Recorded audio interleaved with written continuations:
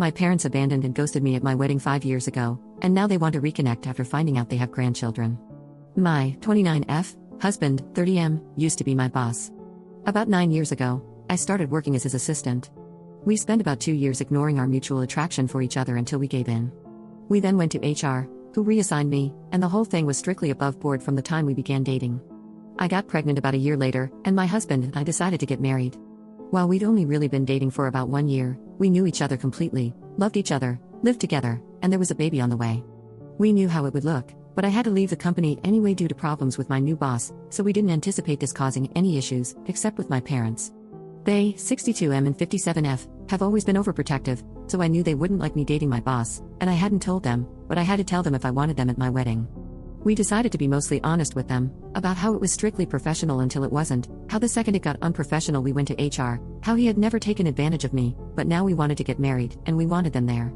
We did not mention the baby because I felt that giving them that information in addition to the rest all at once would just break them. I was only about 4 months along when the wedding happened, so the bump was easily hidden by a flowy dress. The wedding itself went off without a hitch, and apart from my mother pulling me into the bathroom shortly before the ceremony to ask if I was sure about this, which I said I was, my parents seemed to take it well. The ceremony and reception were at 2 different venues, and we had to travel from one to the other, but my parents never arrived at the reception. I called them and got ignored, and then my brother called them, and they told him that they were going home. I don't remember the exact reason they gave, but it amounted to them being tired and uncomfortable. I tried contacting them after the wedding but found that I was blocked on everything except email, which I used to send them a long letter essentially saying that I'm an adult who made an adult choice, and I hope they can respect that. 5 years later, I have not heard from my parents since my wedding. My husband and I are not big on social media in general, but I recently posted something for our 5th anniversary in which I mentioned our 2 kids and a third on the way. Within a month of making this post, my parents left a voicemail saying they saw the post and, having had no idea that they had grandchildren previously, now want to meet them. I haven't responded, and there have been a few follow-ups since then asking why I haven't. I don't know what to do, but my gut instinct is that 5 years is too long, and it's about the kids, not about them respecting my choices or relationship. However, I can't help but feel that I'm being unfair, and my brother agrees because I told them in my email that if they could learn to respect my choice and my marriage eventually, then we could talk, and now I'm retroactively applying a time limit. Should I reach out to them? If I do, how should we go about rebuilding the relationship? Update 1. I asked to talk yesterday. We were on Zoom within an hour. It was my parents, me, and my husband. They asked to see the kids, and I said they could see them eventually, depending on them earning our trust. For context before I get into the next part, my husband is not white. I am though, as are my parents. I didn't think this was a race thing or that my parents were racist, and neither does my husband. We don't understand why they would want to meet our mixed-race children if they were racist. They asked to start by reading me a letter that they claimed to have written on my wedding day. It said that they were uncomfortable with me marrying my former boss as they thought he took advantage of me, so they left between the wedding and reception to avoid a scene. However, they wanted me to know they were here for me despite their issues with him.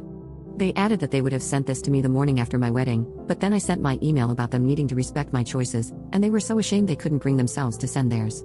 Seeing my anniversary post made them realize how much they've missed in 5 years, and they really don't want to miss anymore. I had some questions, like what the big deal was with me marrying my former boss, and they said that it just wasn't what they had in mind for my wedding day and my future spouse.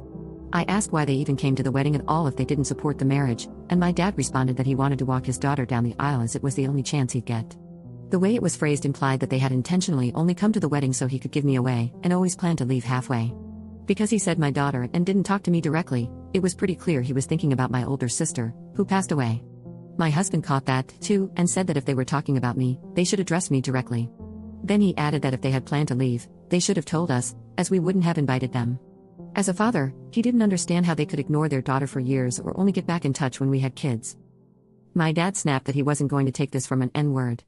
My mother immediately tried to run damage control, but I ended the call. They have since messaged me several times, trying to explain that calling my husband a racial slur wasn't indicative of a racist attitude and that he wouldn't have said that in front of the kids, so they should still get to meet them. I've spent 5 years wondering how they were so offended by me marrying my boss that had earned no contact for half a decade. Turns out they're just racist. It's almost nice to find out.